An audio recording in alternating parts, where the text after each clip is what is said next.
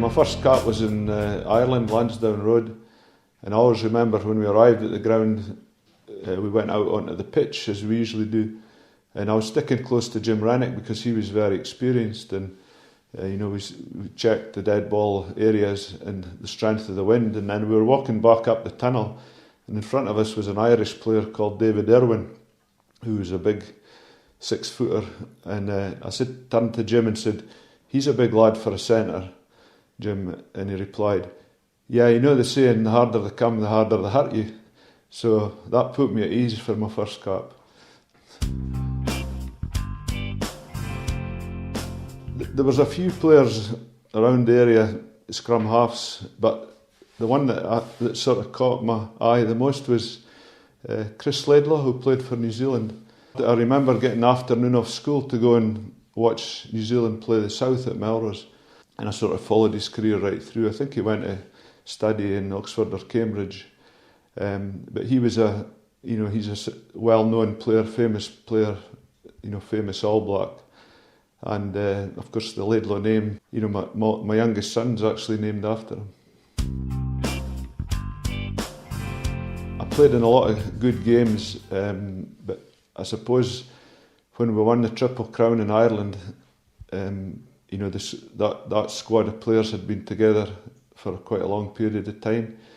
We'd been on tour to New Zealand and Australia, and then I think 8 of us went on the Lions tour in '83.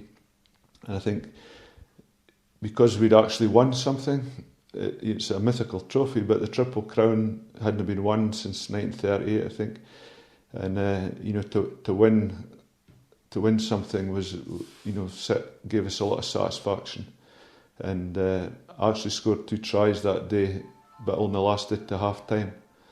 I got a head knock and had to be replaced by Gordon Hunter.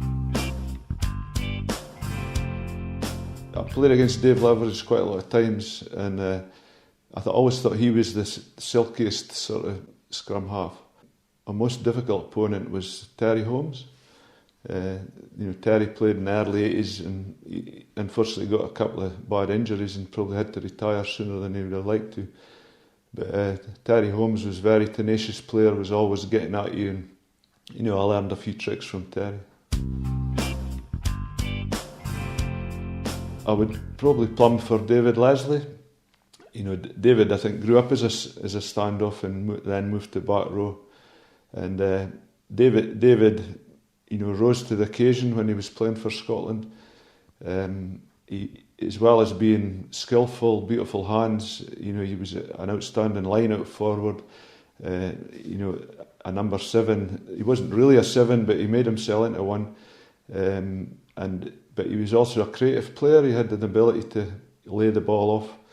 And when David pulled on that blue jersey, he really went for it.